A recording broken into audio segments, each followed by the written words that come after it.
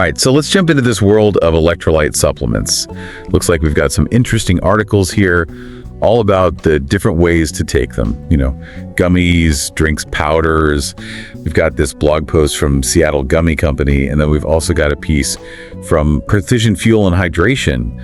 It seems like you're trying to figure out, which type is best for different situations. Like, are you prepping for a big race, or are you just trying to stay hydrated during your everyday workouts?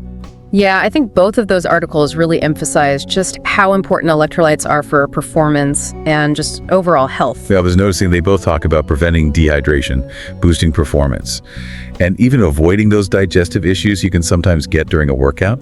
It's not just about feeling good, it's also about making sure you're getting the most out of your efforts. Exactly. And something that really stood out to me was that they mentioned the World Health Organization. They have this recommended balance of electrolytes for optimal hydration. That's something to think about when you're comparing all the different options out there. Yeah, it makes sense. You want to make sure you're actually getting the right balance, not just any electrolytes. So let's break down the options here. And let's start with gummies. I've got to admit the convenience factor is pretty appealing. Right. And Seattle Gummy Company even points out that gummies, they don't have to be digested the same way that liquids do. So they actually get absorbed faster. So you could imagine popping a gummy, mid-race instead of having to struggle with a bottle or mixing a powder. Yeah, that's a good point, especially for anyone who's felt that sloshing feeling in their stomach, during a run. But the article also mentions something about some gummies being low in certain electrolytes, like sodium. Yeah.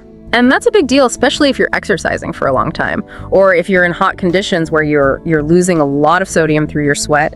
If you have an imbalance that can lead to cramping and even some more serious health issues.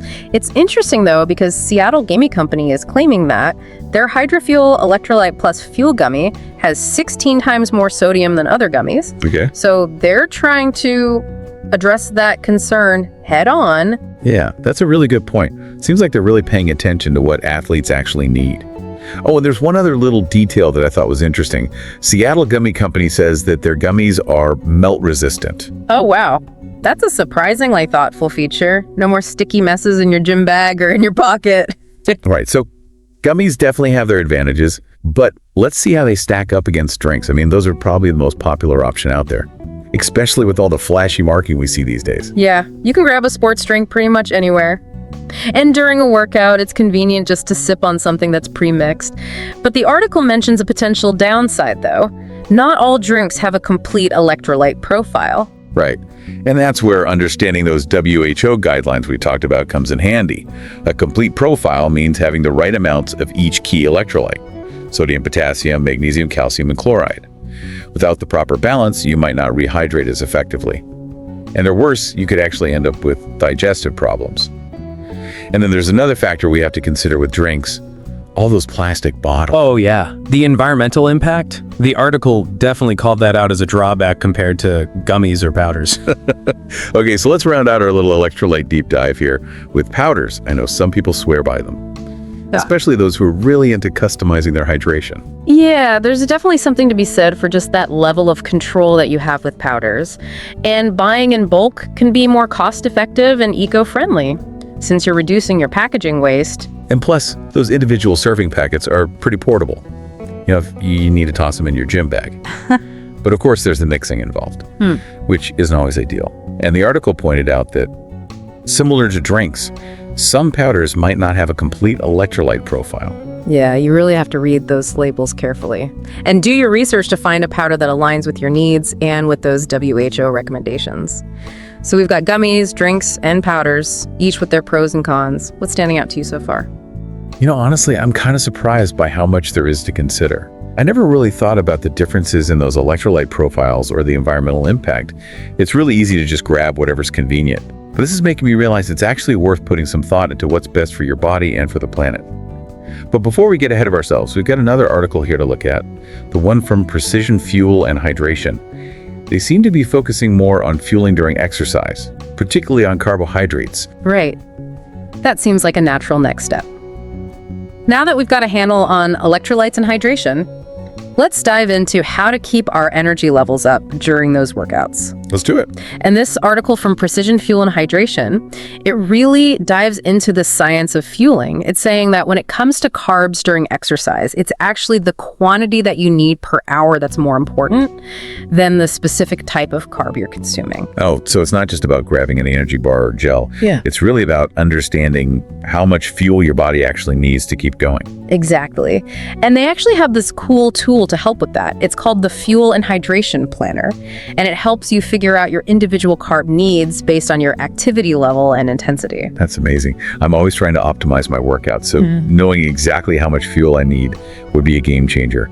But the article also breaks down the pros and cons of all the different formats, like drinks, gels, chews, and bars. Yes. And they've got this chart comparing them all. Right. So the quantity of carbs matters most. But the way you get those carbs can really impact your performance and how comfortable you are.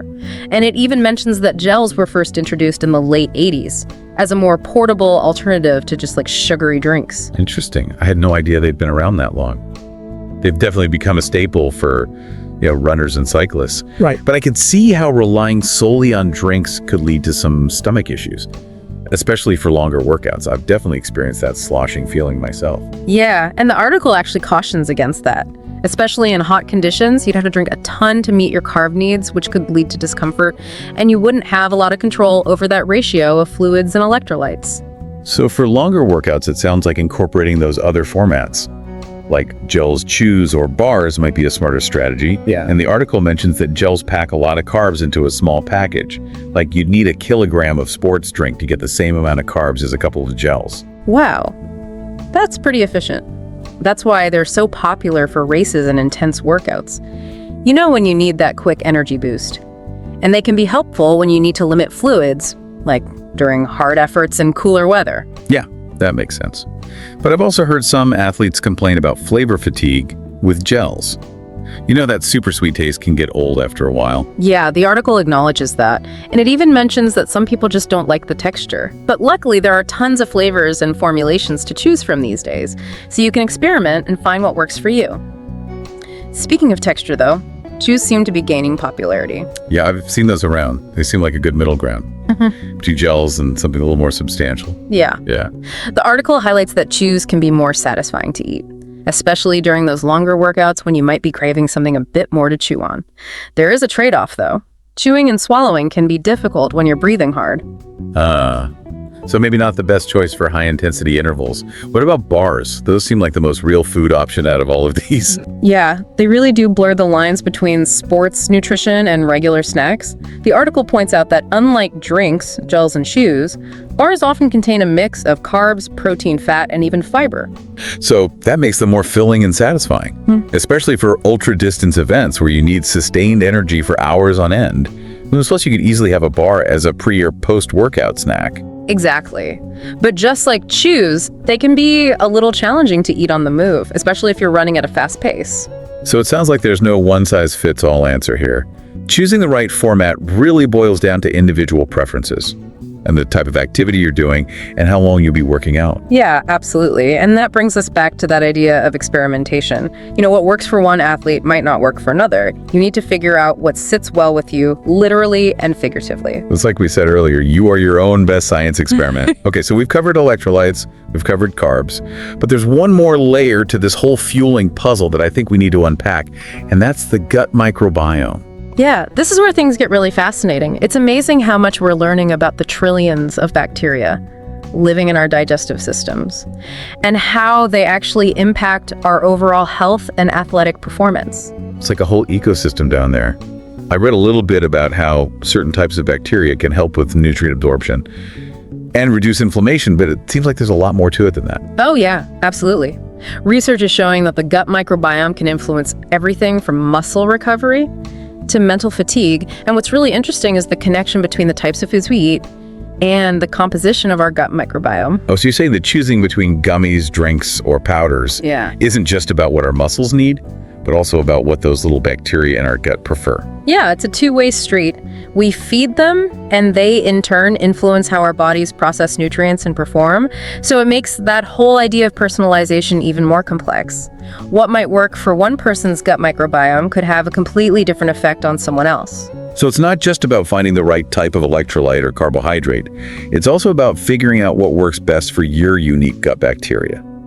It's like we need a personalized nutrition plan for those tiny organisms too. Exactly. And that's where paying attention to your body's signals becomes so crucial.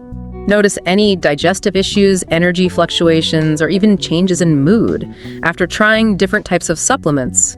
Those could be clues from your gut microbiome telling you what it likes and dislikes. It's like they're sending us messages through our stomachs. This whole gut microbiome research is still pretty new though, right? It is, but it's incredibly exciting. It feels like we're just scratching the surface of understanding how these bacteria influence our health and performance.